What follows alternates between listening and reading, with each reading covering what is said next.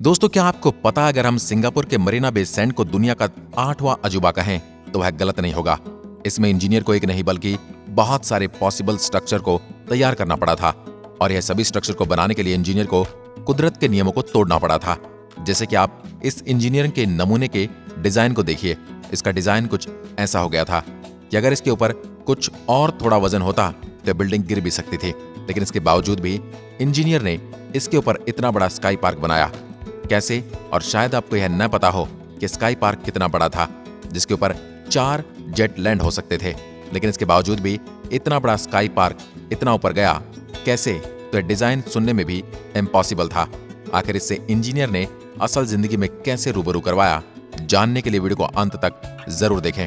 मरीना बे sand का ऐसा hotel है जो कि हर साल करीब $1 बिलियन मतलब करीब 7,000 करोड़ रुपए कमाती है और इस होटल को बनाने में करीब $5.7 बिलियन का खर्च हुआ था।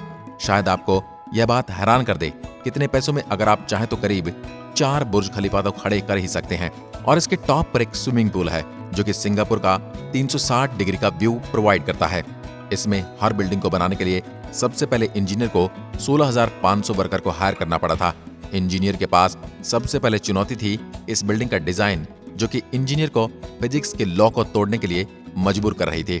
इस बिल्डिंग के 2 पार्ट आपस में एक दूसरे की तरफ झुके हुए थे, जिस वजह से बिल्डिंग का खड़ा होना बहुत मुश्किल था और इसके बीच में से टूटने का डर बना हुआ था। अगर ऐसा हुआ तो लाखों डॉलर का नुकसान तो होना तय ही था। लेकिन तभी डिजाइनर इंजीनियर ने वह तरकीब बताई जिसे आज तक किसी ने भी इस्तेमाल नहीं किया था।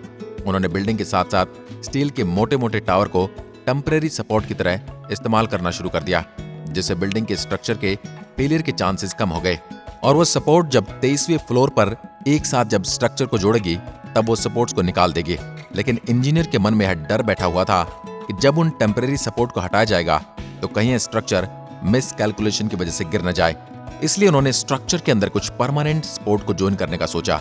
इसलिए उन्होंने कुछ स्टील वायर को पकड़ बनाने के लिए स्ट्रक्चर के अंदर ही ज्वाइन कर दिया और वायर का दूसरा हिस्सा उन्होंने ह्यूमेनिक जैक से टाइट कर दिया, जिससे अगर फ्यूचर में बिल्डिंग का लोड बढ़ता है तो वो वायर उस बिल्डिंग का 50% तक का वजन कंट्रोल कर लेंगे।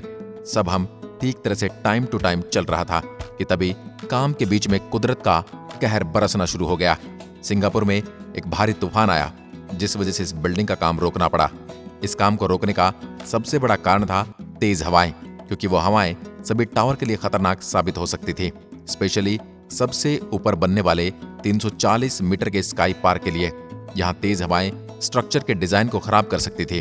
अब इंजीनियर को इस बात की चिंता खाई जा रही थी कि प्रोजेक्ट इतनी तेज हवा में सेफ भी है या नहीं। इसलिए उन्होंने विंड इंजीनियर को हायर किया जो कि इस पूरे प्रोजेक्ट की टेस्टिंग कर सके। अब विंड इंजीनियर ने इस प्रोजेक्ट के मॉडल पर टेस्ट करने शुरू कर दिए और उन्होंने यह पता लगा दिया कि सिंगापुर के तूफान में यह बिल्डिंग 200 मिलीमीटर तक इधर उधर हो सकती है। तब इंजीनियर ने यह पता लगाया कि यह मोमेंट ब्रिजेस पर लगे हुए जॉइंट की वजह से हो रही है, तो उसे काबू में करने के लिए इंजीनियर ने स्काई पार्क के नीचे मल्टी डायरेक्शनल स्टील बैरिंग को लगा दिया। लेकिन उसमें भी एक प्रॉब्लम आ रही थी। प्रॉब्लम कुछ ऐसी थी कि अगर इसके जॉइंट में फिर भी कोई मूवमेंट हुए तो फिर पुल के बीच में दरारें पड़नी शुरू हो जाएंगी। अब इस प्रॉब्लम का सॉल्यूशन इंजीनियर ने यह निकाला कि जहां पर पुल में दरारें पड़ने की आशंका थी वहां पर उन्होंने 50-50 मीटर के गैप में पुल के 3 सेगमेंट में डिवाइड कर दिया और उन 50 मीटर के गैप को स्टील की चादरों से कवर कर दिया। अब इंजीनियर की तेज हवा में बिल्डिंग के गिरने की आशंका दूर हो गई थी।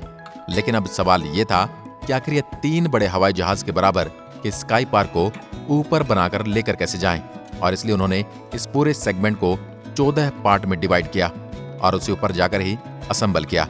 लेकिन इन 14 पार्ट को बिना किसी नुकसान के ऊपर ले जाना आसान नहीं था। इसलिए 14 में से 12 पार्ट को किसी न किसी तरीके से ऊपर तो ले गए, लेकिन इंजीनियर को अब इसमें सबसे बड़े 2 पार्ट को ऊपर ले जाने के लिए बहुत दिक्कत आने वाली थी, क्योंकि दोनों पार्ट करीब 80 मीटर के थे और इनका वजन 1400 टन के बराबर था। आपको बता दूं, इतना वजन ऊपर उठाना मतलब करीब X8 टावर को एक साथ ऊपर ले जाने के बराबर था। अब इतने वजन को उठाने के लिए पहले बिल्डिंग के ऊपर जॉइंट टेम्परेरी लिफ्टिंग मशीन को फिट किया गया ताकि वो इन पार्ट को उठा सकें। आपको बता दूं कि यह लिफ्टिंग इस दुनिया की लॉन्गेस्ट और लार्जेस्ट लिफ्टिंग थी। इस सेगमेंट को उठाने के लिए करीब 14 घंटे का समय लगा और इसके बाद ही इसके ऊपर इन पार्ट्स को असेंबल किया गया। और आज इस बिल्डिंग में इस दुनिया का सबसे महंगा कैसीनो के साथ साथ 200 मीटर की ऊंचाई पर दुनिया का सबसे बड़ा स्विमिंग पूल भी है। वैसे क्या कभी इस होटल में जाना चाहेंगे? कमेंट करके हमें जरूर बताएं और वीडियो आपको कैसी लगी इसे भी हमें कमेंट सेक्शन में लिखकर जरूर बताएं। अगर आप हमारे YouTube चैनल पर वीडियो पहली बार देख रहे हैं तो हमारे चैनल को सब्सक्राइब जरूर करें। धन्यवाद।